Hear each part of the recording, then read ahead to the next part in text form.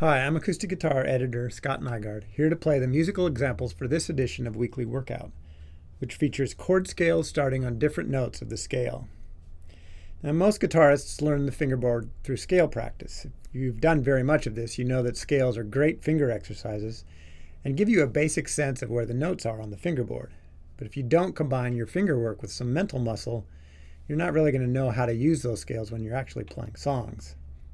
So in addition to practicing scales, it's good to remind yourself of the function of the individual notes of those scales. One way to do this is by practicing chord scales, which are the appropriate scale for each chord in a song's progression.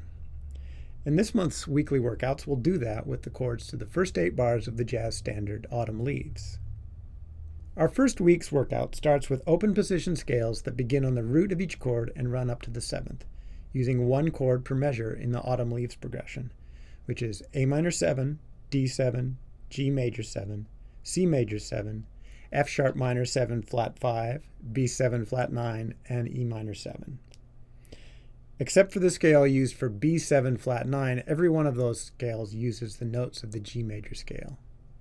The only note that is not in the G scale is the D sharp in measure 6. This is because D sharp is the major third of B7. In the second half of the workout, the chord scales start on the 7th and run back down to the root. When you're playing these scales, it's important to hear the underlying progression so you can hear how they sound against the chords. Otherwise, for example, the scale in measure 9, where the chord is A minor 7, will just sound like a descending G major scale that didn't make it down to the G. I have acoustic guitar editorial director Dan Gable here to play the chords for me, but you may want to record yourself playing the progression or just play along with us.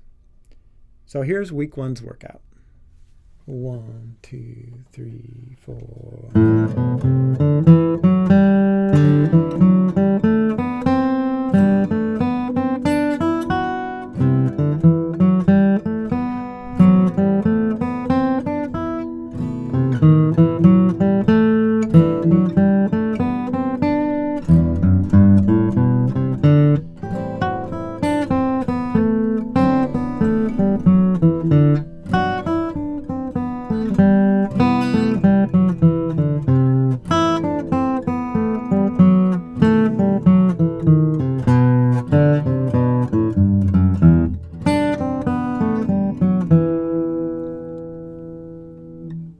In week 2's workout, we're going to use the same chord progression, the same chord scales, but we're going to play ascending scales that start on the 3rd of the scale and end on the 9th, followed by descending scales that start on the 9th and end on the 3rd.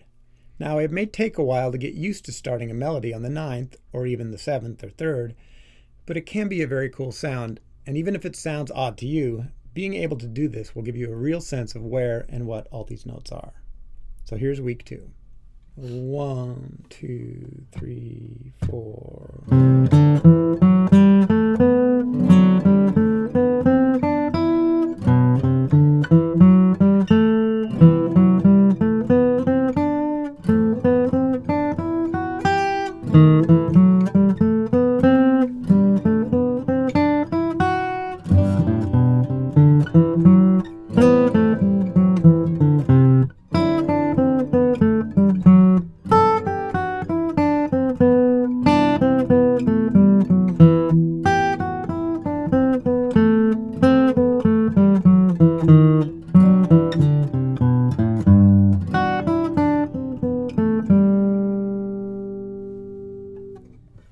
So after playing scales that go from the root to the 7th and then from the 3rd to the 9th, now we're going to play chord scales that start on the 5th and end on the 11th.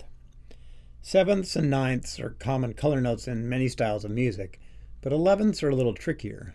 They sound good against minor chords and can create a sus4 sound with 7th chords, but are not very useful with straight major triads or major 7th and major 9th chords. So when you're playing these kinds of chords, like the G major 7 in measure 3, you might want to proceed right past the 11th to the 5th, or drop back to the 3rd.